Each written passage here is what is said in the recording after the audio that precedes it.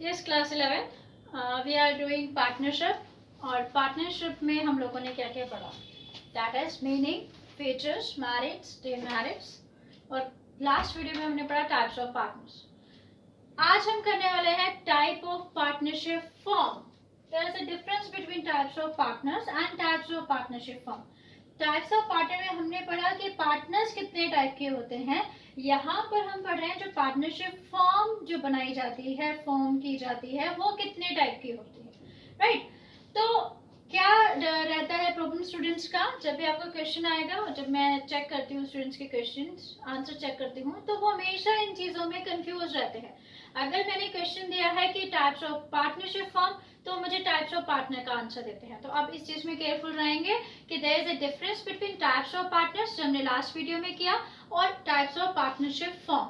तो आज हम करने वाले हैं types of partnership form. Types of partnership form अगर देखें तो पार्टनरशिप फॉर्म को हम 2 टाइप में क्लासिफाई कर सकते हैं। First is on the basis of duration and on the basis of liability. On the basis of duration में कैसे क्लासिफाई हो सकता है? That is partnership at will and particular partnership. तो first is partnership at will. देखो, duration के base पे हम इसको क्लासिफाई करेंगे, मतलब कितने टाइम तक पार्टनरशिप फर्म एग्जिस्टेंस में रहती है। First is partnership at will. ये तो नाम से पता चल रहा है, जब तक पार्टनर्स चाहेंगे तब तक पार्टनरशिप फर्म एग्जिस्ट करेगी। और जब उन्हें लगेगा कि yes now they can't do more, अब वो बिजनेस नहीं करना चाहते हैं या नहीं कर पा रहे हैं, या किसी भी वजह से वो पार्टनरशिप नहीं कर रहे हैं या छोड़ना चाहते हैं, एट दैट टाइम वो अपने पार्टनरशिप बिजनेस को खत्म कर देंगे। तो इसका मतलब वो पार्टनरशिप फर्म या वो पार्टनरशिप बिजनेस जो कि पार्टनर्स के विल पे डिपेंड करता है, उनकी मर्जी है, जब तक वो चलाए रखें, जब तक सही चल रहा है चलाए रखो, और जब तक नहीं चल रहा, they don't want to do next, आगे वो नहीं उसको बढ़ाना चाहते, तो ठीक है, आप उसको क्या कर दीजिए, खत्म कर दीजिए। तो ड्यूरेशन के बेस पे हम कह सकते हैं, एक होता है पार्टनरशिप एट विल, जब तक चल रहा है तब तक वो ड्यूरेशन उसकी रहेगी, चलता रहेगा business. Then next is partnership at particular partnership. Particular partnership क्या होता है बेटा? पर्टिकुलर पार्टनरशिप एक ऐसी पार्टनरशिप बिजनेस है, एक ऐसी पार्टनरशिप फर्म होती है जो कि किसी एक प्रोजेक्ट के लिए स्टार्ट की जाती है, एक पर्टिकुलर वर्क के लिए स्टार्ट की जाती है। सपोज एक रोड कंस्ट्रक्ट करनी है, रोड बनानी है, तो रोड बनाने के लिए मैंने और मेरे पार्टनर ने क्या किया? पार्टनरशिप बिजनेस या फर्म बना ली, और हमने ये कहा जैसे ही ये रोड बन जाएगी, जैसे ये पर्टिकुलर चीज खत्म हो जाएगी, वैसे ही हमारी पार्टनरशिप भी खत्म हो जाएगी।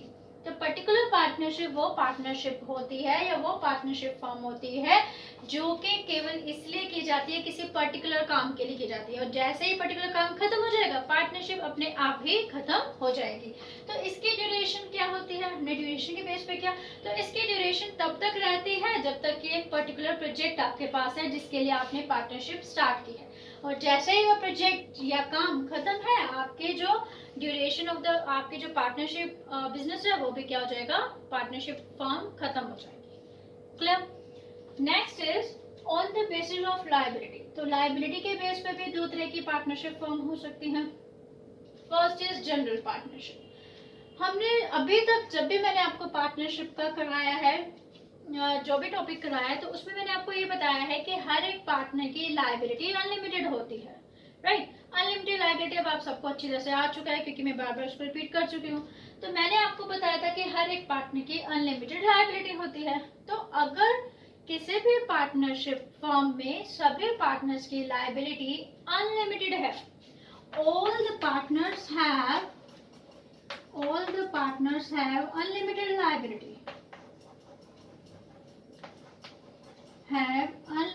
liability, it means it is general partnership, क्योंकि जनरली ऐसा ही होता है। That's why it is called general partnership, because ये एक प्रैक्टिकल सिचुएशन है, राइट?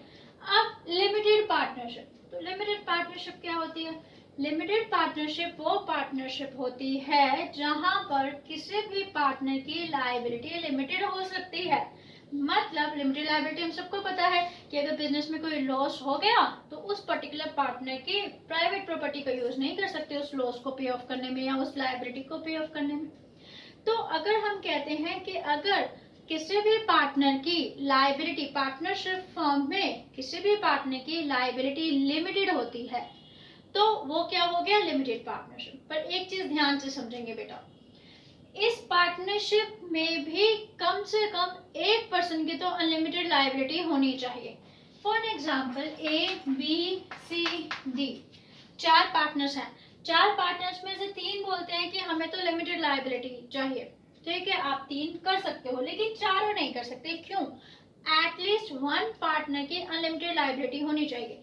डी और सी की भी हो सकती है, डी अकेले की भी हो सकती है, डी सी बी की भी हो सकती है, एक से ज्यादा कितनी की भी हो जाए, लेकिन कम से कम एक पर्सन की तो अनलिमिटेड लायबिलिटी होनी ही चाहिए, बाकी सबकी चाहे लिमिटेड हो जाए, राइट। तो ध्यान रखेंगे यहाँ पर पार्टनर्स की लायबिलिटी क्या है, लिमिटेड है, लेकिन एटलीस्ट 1 पार्टनर की लायबिलिटी क्या होनी चाहिए, अनलिमिटेड होनी चाहिए।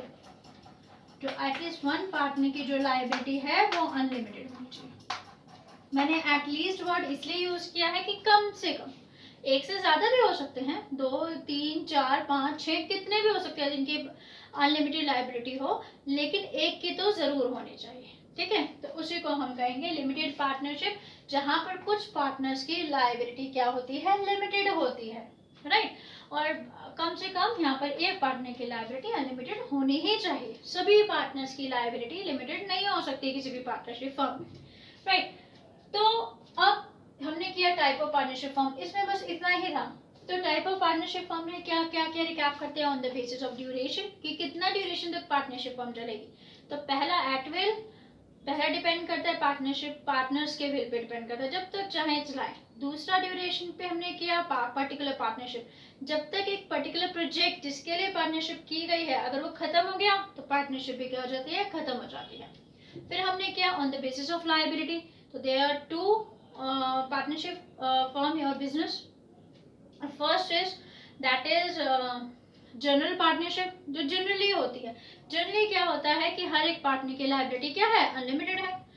दूसरा है लिमिटेड पार्टनरशिप। लिमिटेड पार्टनरशिप में क्या होता है कि कुछ पार्टनर्स की लायबिलिटी लिमिटेड हो सकती है लेकिन सभी की नहीं हो सकती। कम से कम एक पार्टनर की तो अनलिमिटेड लायबिलिटी होनी चाहिए, कम से कम, मतलब उससे ज्यादा की हो सकती है लेकिन एक पार्टनर तो कम से कम अनलिमिटेड लायबिलिटी वाला होना ही चाहिए। तो ये हमने पढ़ा आज पार्टनरशिप फॉर्म के टाइप्स। तो नेक्स्ट जो हम करेंगे इसके साथ topic, that is registration of partnership form.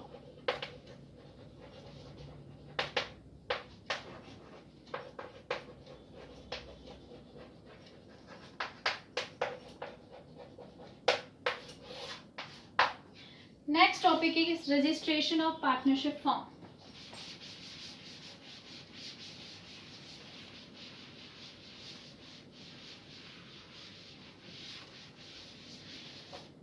Yes, one more question. Is it necessary to register the partnership firm? क्या ये जरूरी है कि पार्टनरशिप फर्म का रजिस्ट्रेशन कराया जाए? आपका आंसर होगा no, no it is not necessary.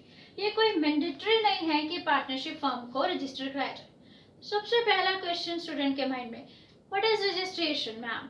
Registration क्या है? रजिस्ट्रेशन का मतलब ये होता है कि जब अपने बिजनेस का रजिस्ट्रेशन करा देते हैं तो इसका मतलब गवर्नमेंट और बाकी लोगों के नजरों में आपका बिजनेस एग्जिस्ट करता है, क्योंकि आपका बिजनेस रजिस्टर्ड है, राइट। आपका बिजनेस है, कहीं ना कहीं है, एग्जिस्ट कर रहा है in the eyes of law. Law के सामने आपका बिजनेस एग्जिस्ट कर रहा है क्योंकि आपने बिजनेस का रजिस्ट्रेशन कराया। बट अगर आप नहीं चाहते तो आप बिजनेस का रजिस्ट्रेशन नहीं कराइए, तो ऐसे टाइम में क्या होगा, आपको कुछ ना कुछ प्रॉब्लम, जो पार्टनरशिप बिजनेस होता है उसको कुछ ना कुछ प्रॉब्लम फेस करने पड़ते हैं, राइट। बट अगर मेरे से कोई एक नंबर का क्वेश्चन पूछेगा या आपसे पूछेगा तो आपसे पूछेगा कि क्या रजिस्ट्रेशन करवाना जरूरी है, आपका आंसर होगा no, it is not necessary. आप चाहें तो पार्टनरशिप फर्म का बिजनेस रजिस्ट्रेशन नहीं कराइए तो भी आप पार्टनरशिप बिजनेस चला सकते हैं। सेकेंड क्वेश्चन, तो अगर आप नहीं करवाते हैं तो इसके क्या कॉन्सिक्वेंसेस होंगे, तो इससे क्या बिजनेस को लॉस हो सकता है, तो ध्यान से समझिए। तो इसके कॉन्सिक्वेंसेस क्या होंगे, या बिजनेस को क्या लॉस हो सकता है, सबसे पहले हम पार्टनर्स के पॉइंट ऑफ व्यू से पढ़ेंगे और देन फर्म के पॉइंट ऑफ व्यू से पढ़ेंगे। राइट, अगर कोई भी पार्टनरशिप फर्म अपना बिजनेस रजिस्टर नहीं करवाती है तो ऐसे में पार्टनर को क्या प्रॉब्लम हो सकती है? पार्टनर्स को ये प्रॉब्लम हो सकती है कि कोई एक पार्टनर दूसरे पार्टनर पे केस फाइल नहीं कर सकता। मतलब सपोज एक एग्जांपल लेते हैं, suppose there are 4 partners in a firm और ऐसे में एक को लगता है कि बी हैज चीटेड समथिंग, कि बी ने कुछ चीटिंग की है मेरे साथ, ए के साथ, तो इसके लिए अगेंस्ट मुझे केस फाइल करना चाहिए। Then at that time no, he can't file the case, वो केस फाइल ही नहीं कर सकता। क्यों नहीं कर सकता? क्योंकि बिजनेस रजिस्टर्ड है ही नहीं। कोर्ट की नजर में आपका बिजनेस तो है ही नहीं, एग्जिस्ट ही नहीं कर रहा, रजिस्टर ही नहीं करवा रखा आपने, तो आपका बिजनेस, तो आप क्या कर, एक पार्टनर दूसरे पार्टनर के अगेंस्ट केस फाइल नहीं कर सकता। अगर one partner can't file a case against एक तो पार्टनर के अगेंस्ट नहीं कर सकता, किसी भी पार्टनर के अगेंस्ट नहीं कर सकता वो केस फाइल। दूसरी बात, अगर मान लो ये सिचुएशन हो जाती है कि वो चाहता है कि एक ए पार्टनर है, वो कह रहा है कि बाकी बी सी डी ने मुझे चीट किया है, इसको हम बोलते हैं फर्म। ठीक है, वैसे पूरे को फर्म बोलते हैं, बट एक पार्टनर हमने अलग कर लिया तो बाकी फर्म रह गई। उसको लगता है कि इन सब ने मुझसे चीट किया है, ये पूरी बिजनेस ने मुझसे चीट किया है, इस फर्म ने मुझसे चीट किया है, तो मुझे इसके अगेंस्ट क्या करना है? कोर्ट केस करना है। तो फिर से वही बात, वो नहीं कर सकता। He can't file a case against the firm also. तो वो ना फर्म के अगेंस्ट केस कर सकता है और ना ही किसी पार्टनर के अगेंस्ट केस कर सकता है, क्योंकि उसकी फर्म क्या है? रजिस्टर्ड नहीं है। तो एक अनरजिस्टर्ड फर्म के लिए ये कॉन्सिक्वेंसेस हो सकते हैं जो कि पार्टनर्स को फेस करने पड़ते हैं। तो ये अनरजिस्टर्ड फर्म के कॉन्सिक्वेंसेस। राइट, अब फर्म के लिए क्या नुकसान है? फिर से वही बात, फर्म भी केस नहीं कर सकती, तो फर्म कांट केस और कांट फाइल अ केस और कांट सू। तो हम एक सिंपल सा वर्ड करते हैं, कांट फाइल केस अगेंस्ट। अब देखो, पार्टनर फर्म के अगेंस्ट नहीं कर सकता था, तो फर्म पार्टनर के अगेंस्ट भी नहीं कर सकती केस। राइट, पार्टनर के अगेंस्ट नहीं कर सकती। अब यही पे केस उल्टा हो गया, बी सी डी थे, उन्होंने सोचा कि ए इज डूइंग रॉन्ग, इन्हें तो गलत काम किया है, चीट किया है फर्म को, इसको तो केस करना चाहिए इसके ऊपर, ये इसको स्यू करना चाहिए, कोर्ट में स्यू करना चाहिए, इसके अगेंस्ट केस करना चाहिए, तो वो नहीं कर पाएंगे। क्यों? क्योंकि कोई भी फर्म किसी पार्टनर के अगेंस्ट केस नहीं कर सकती, क्योंकि वो अनरजिस्टर्ड है। सेकेंड, कोई भी फर्म किसी थर्ड पार्टी के अगेंस्ट भी केस नहीं कर सकती, थर्ड पार्टी के अगेंस्ट केस नहीं कर सकती। क्यों नहीं कर सकती? क्या मतलब है इसका एग्जांपल? ये सोचो कि ये पूरी की पूरी फर्म है, सभी पार्टनर्स को कलेक्टिवली हम फर्म ही बोलते हैं। पार्टनर्स को कलेक्टिवली बोलना है तो मैं ये नहीं बोलूंगी ए बी सी डी, मैं बोलूंगी फर्म, पार्टनरशिप फर्म। अब फर्म को किसी थर्ड पार्टी के अगेंस्ट केस करना है, कोई पार्टी है जिसने चीट किया हमारे बिजनेस को, हमारी पार्टनरशिप बिजनेस को, एट दैट टाइम ये लोग चाहते हैं कि हम किसी थर्ड पार्टी के अगेंस्ट केस करें, क्योंकि उन्होंने चीट किया है, तो वो नहीं कर पाएंगे। क्यों? फिर से यही बात, क्योंकि उनकी फर्म क्या है? अनरजिस्टर्ड है। राइट, तो आज हमने क्या सीखा? आज हमने पढ़ा पार्टनरशिप फर्म के टाइप्स के बारे में पढ़ा। फिर देन हमने पढ़ा कि अगर पार्टनरशिप बिजनेस को क्या रजिस्ट्रेशन करवाना जरूरी है, तो आप यहाँ पे लिखेंगे कि पार्टनरशिप फर्म को बिजनेस को रजिस्ट्रेशन करवाना जरूरी नहीं है, लेकिन अगर वो नहीं कराता तो उसके कॉन्सिक्वेंसेस भी हैं। कॉन्सिक्वेंसेस कैसे होंगे? दो तरह से होंगे, एक पार्टनर को क्या उसके रिजल्ट भुगतने पड़ेंगे और एक फर्म को क्या कॉन्सिक्वेंसेस भुगतने पड़ेंगे। तो पहला, पार्टनर किसी पार्टनर के अगेंस्ट केस नहीं कर सकता, उसको स्यू नहीं कर सकता कोर्ट में, और पार्टनर फर्म के अगेंस्ट भी केस नहीं कर सकता, स्यू नहीं कर सकता उसको। अब फर्म के पे चलते हैं। फर्म क्या नहीं कर सकती? फर्म किसी पार्टनर के अगेंस्ट केस नहीं कर सकती है, और फर्म किसी थर्ड पार्टी के अगेंस्ट भी केस नहीं कर सकती या फिर उसको कोर्ट में स्यू नहीं कर सकती है, राइट? तो ये कॉन्सिक्वेंसेस होते हैं। तो अगर ये कॉन्सिक्वेंसेस नहीं करना चाहती, बेयर करना चाहती है, फेस करना चाहती है एक पार्टनरशिप फर्म, तो उसको रजिस्ट्रेशन करवा लेना चाहिए। हालांकि मैंडेटरी नहीं है, depends on the partnership firm, उस पर डिपेंड करता है क्या उसको करवाना चाहिए या नहीं कराना चाहिए। Last topic of this partnership is minor partner. तो we all know that minor partner is that partner. आज हम उसको भी खत्म कर लेते हैं क्योंकि एक लास्ट टॉपिक रह जाएगा, उसके लिए हम नेक्स्ट वीडियो बनाने का कोई मतलब नहीं है। तो माइनर पार्टनर के बारे में पढ़ते हैं। क्या minor partner partnership firm join कर सकता है? सबसे पहले माइनर है कौन? We all know that minor is a person below the age of 18 years, जिसकी 18 साल से एज कम है उसी को हम माइनर बोलते हैं, राइट? तो अब क्वेश्चन क्या है, क्या माइनर पार्टनरशिप फर्म का बिजनेस पार्टनरशिप फर्म में एक हिस्सेदार बन सकता है, पार्टनर बन सकता है? तो आप बोलेंगे यस, वो बन सकता है, लेकिन सिर्फ प्रॉफिट में ही। मतलब अगर हम चाहते हैं कि एक माइनर को पार्टनर बनाएं, लेकिन ध्यान रखेंगे कि माइनर तभी बनेगा जब पार्टनर बन सकता है, लेकिन केवल पार्टनर बनेगा वो किसमें? फर्म के प्रॉफिट में। प्रॉफिट में तो हिस्सा उसको मिल जाएगा, लेकिन अगर फर्म को लॉस होता है तो उसमें माइनर पार्टनर कोई भी कंट्रीब्यूशन नहीं देगा, राइट? तो हम कहेंगे कि माइनर पार्टनर बिजनेस का हिस्सा बन सकता है, एक पार्टनर बन सकता है, लेकिन सिर्फ प्रॉफिट में ही बन सकता है। प्रॉफिट होगा आपको उसको देना पड़ेगा, लेकिन लॉस वो बियर नहीं करने वाला है। देन अब नेक्स्ट क्वेश्चन, फिर जब वो 18 ईयर एज का हो जाएगा, एट दैट टाइम क्या होगा?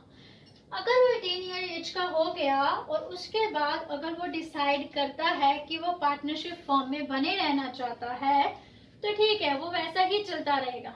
लेकिन अब क्योंकि वो 18 साल का हो चुका है, मेजर हो चुका है, तो ऐसे टाइम में उसको क्या करना चाहिए? वो लॉस में भी बेयर करेगा।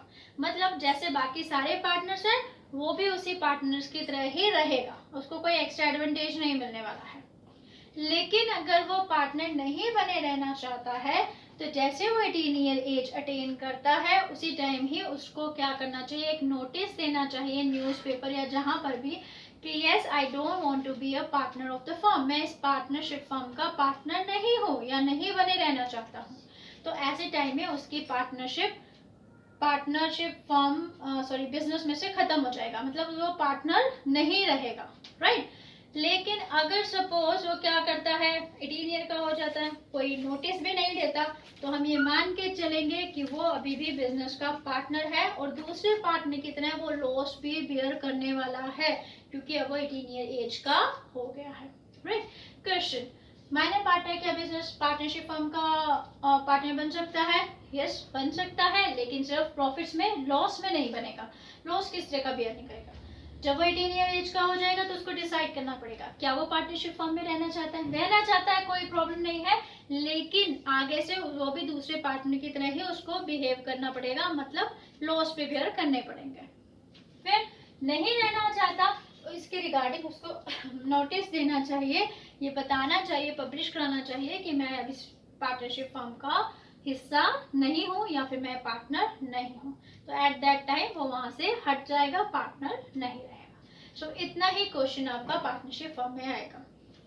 अब आई थिंक एक ही टॉपिक रह गया आपका, पार्टनरशिप डीड, और उसके बाद ये इम्पोर्टेंट टॉपिक आपका खत्म हो जाएगा। क्यों कहा मैंने इम्पोर्टेंट? क्योंकि 12th में आप सेम पार्टनरशिप पढ़ने वाले हैं, बट अकाउंट्स में पढ़ेंगे और एक बहुत बड़ा पार्ट आपका पार्टनरशिप का ही रहने वाला है, राइट?